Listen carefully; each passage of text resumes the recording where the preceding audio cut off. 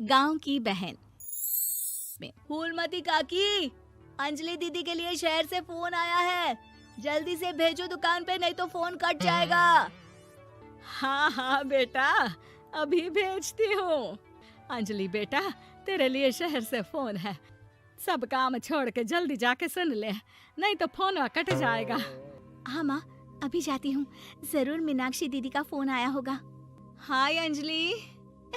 नमस्ते दीदी, मेरा मतलब हाय, कैसी हो आप? यहाँ तो सब ठीक है। मामा मामी कैसे हैं? तू कैसी है? मेरे तो एग्जाम्स होने वाले हैं, हर रोज कॉलेज जाना पड़ता है, lectures, extra classes, private coaching. ओ मैं तो इतना थक जाती हूँ, क्या बताऊँ। आपकी कॉलेज वाली बहन जी आपको इतना पढ़ाती है, तो घर कब जाती हैं आप दीदी? अरे नहीं नहीं, ये सब सिर्फ मेरी प्रोफेसर नहीं पढ़ाती, मैं अलग से दूसरे टीचर्स के पास भी पढ़ने जाती हूँ। दीदी फिर तो आप बहुत थक जाती होगी ना, आप ना पैदल मत जाया करो, टांगा ले लिया करो दीदी। नहीं मेरी भोली बहन, ना मैं पैदल जाती हूँ, ना ही यहाँ टांगा मिलता है, मैं बस से जाती हूँ और थोड़ी दूरी के लिए रिक्शा ले लेती हूँ। सच्ची? वहाँ पर टांगे नहीं बस चलती है? वाह, वो भी हर रोज? हमारे गांव में भी बस आती है, दिन में 2 बार। यही तो खास बात है शहर की, यहाँ बसें पूरा दिन दौड़ती हैं सड़कों पर, और सिर्फ बसें ही नहीं, कार, स्कूटर और ट्रक भी, और तो और थोड़ी दूरी पर तो हवाई जहाज भी है, जहाँ से हवाई जहाज आसमान में उड़ते हैं। अच्छा दीदी, मैं फोन रखती हूँ, बुआ जी फूफा जी को मेरा नमस्ते कहना। हाँ माँ, हम लोग शहर में क्यों नहीं रहते? बुआ जी, फूफा जी और मीनाक्षी दीदी तो शहर में ही रहते हैं। अरे क्योंकि तेरे बुआ जी की शादी शहर में हुई थी, इसलिए बेटा। शादी से पहले वो भी तेरे पापा और दादा दादी के साथ गांव में ही रहती थी। तो फिर माँ, मुझे शहर भेज दो ना, मैं भी शहर देखना चाहती हूँ। इतनी बार मीनाक्षी दीदी से शहर के बारे में सुन चुकी हूँ, अब मैं भी वहाँ जाकर देखना चाहती हूँ। बस आप मुझे शहर भेज दो। ठीक है, इस बार गर्मियों की छुट्टियों में कुछ दिन रह आना शहर, अपनी बुआ के घर। अब तो खुश ना? हाँ माँ, बहुत खुश। आप देखना मैं शहर जाके कितने मजे करती हूँ। अंजलि अगले दिन स्कूल जाती है और वहाँ अपने सारे दोस्तों को अपने शहर जाने की बात बताकर चिढ़ाती है। अरे श्रद्धा, शीतल, सरोज, तुम लोग इन गर्मियों की छुट्टियों में कहाँ जा रही हो? एकादशी वाले गांव के मेले में। हम तो दूसरे गांव में नानी के घर जाएंगे, उनका घर नहर के किनारे है, बड़ा मजा आएगा। हम इस बार कहीं नहीं जा रहे, बल्कि हमारे घर में रहने के लिए मेहमान आएंगे। और तू? अरे मेरा क्या है, मैं तो बस पास वाले शहर जा रही हूँ, अपनी बुआ जी के घर, वहीं रहूंगी कुछ दिन। तुम लोग चिंता मत करना, मैं चिट्ठी लिखूंगी तुम सबको वहाँ से।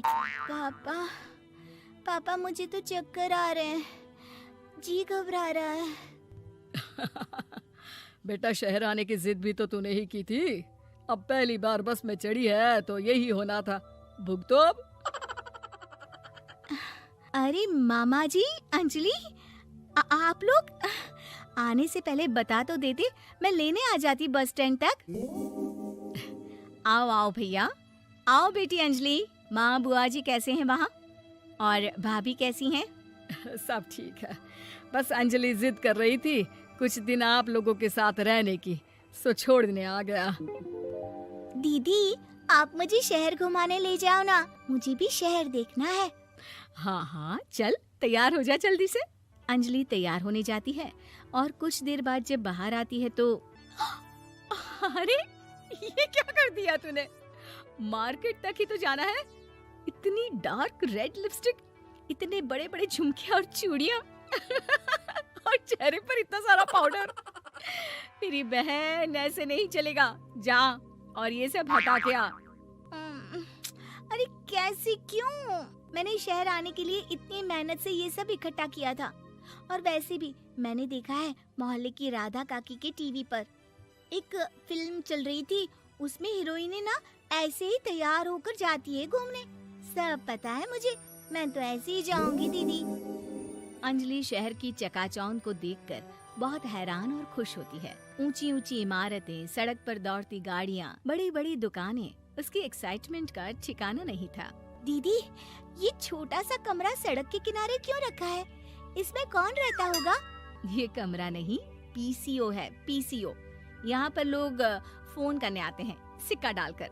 ओह, हमारे गांव में तो दुकान पे ही जाते हैं बात करने।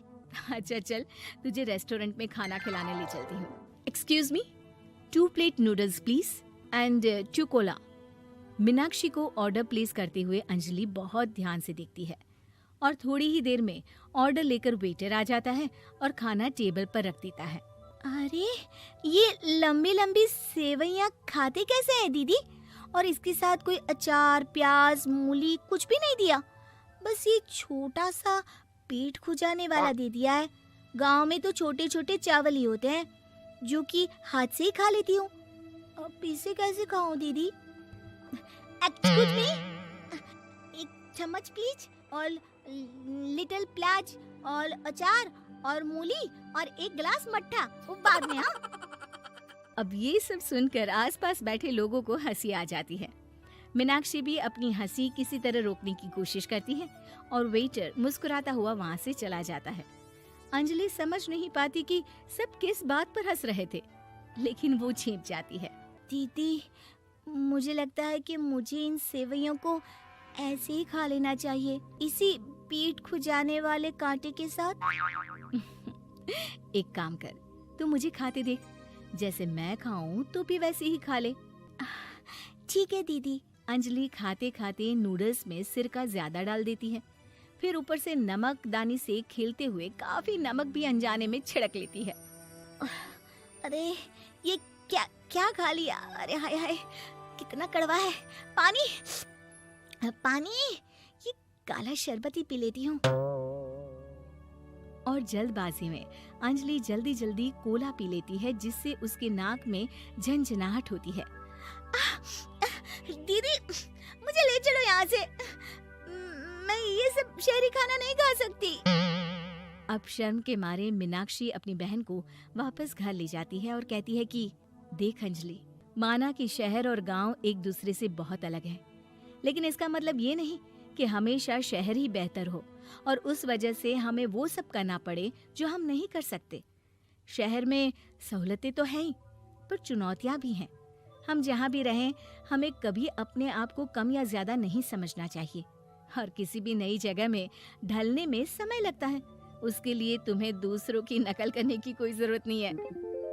बेटा, घूम लिया शहर या अभी और घूमना है? नहीं पापा, मैं अपनी गलती समझ गई हूँ। आप गांव ही ले चलिए मुझे।